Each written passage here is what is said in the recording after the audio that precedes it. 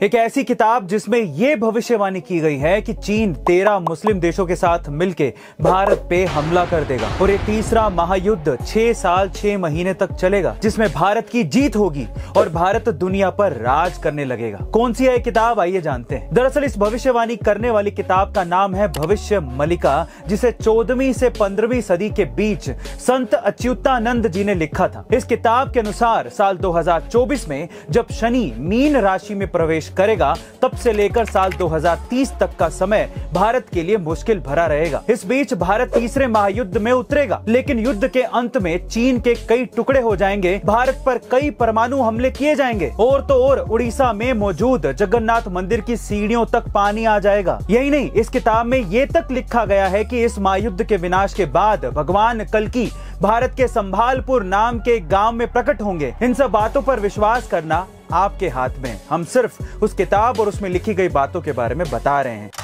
भारतीय विदेश नीति के चाणक्य एस जयशंकर जी से जब सवाल पूछा गया कि आखिर क्यों जब भी कश्मीर मुद्दे की बात आती है तो अमेरिका, चीन और पाकिस्तान जैसे देश उसमें अपनी नाक घुसाते हैं, इस पर एस जयशंकर जी ने जो जवाब दिया उसे सुनकर शायद कश्मीर को भारत का हिस्सा ना मानने वालों की बोलती बंद हो जाएगी। उन्होंने कहा कि कश्मीर हमारा बनाया गया मुद्दा है, ये हम ही लोगों ने आर्टिकल 370 को इतने साल तक जीवित रखा, ये हमारी कमजोरी थी और जब भी कोई बड़ा देश कमजोर होता है तो दुनिया उसका फायदा उठाती है।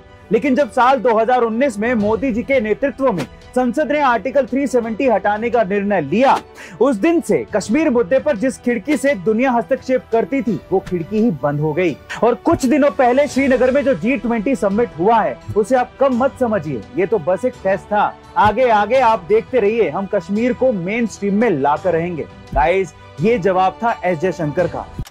भारत अब चांद की ऊंचाई के बाद समंदर की गहराई नापने की तैयारी कर रहा है, क्योंकि चंद्रयान 3 मिशन के बाद भारत अब समुद्रयान मिशन भी लॉन्च करने वाला है। इस मिशन के तहत भारत पहली बार अपने रिसर्चर्स को समंदर में रिसर्च करने के लिए भेजेगा, ताकि समंदर के नीचे मौजूद मिनरल्स का पता लगाया जा सके। जिस वाहन से रिसर्चर्स को समंदर के अंदर भेजा जाएगा उसे मत्स्य 6000 नाम दिया गया है। 6000 करोड़ रुपए की लागत से बनाया गया ये भारत का पहला मैन्ड मिशन होगा, जिसे साल 2026 तक लॉन्च कर दिया जाएगा। और इस मिशन के तहत समंदर के अंदर मौजूद मैंगनीज, कोबाल्ट जैसे मिनरल्स का पता लगाया जाएगा, जिससे भारत की अर्थव्यवस्था को काफी फायदा होगा। वैज्ञानिकों के अनुसार हाल ही में जिस टाइटन सबमरीन का हादसा हुआ था उससे कई ज्यादा एडवांस टेक्नोलॉजी इस मिशन में इस्तेमाल की गई है और इसलिए टेंशन की कोई बात नहीं है। भारत जरूर इस मिशन में विजय पताका फहराएगा। आपका इसके बारे में क्या ख्याल है, कमेंट सेक्शन में जरूर लिखिएगा। मिलते हैं अगली वीडियो में।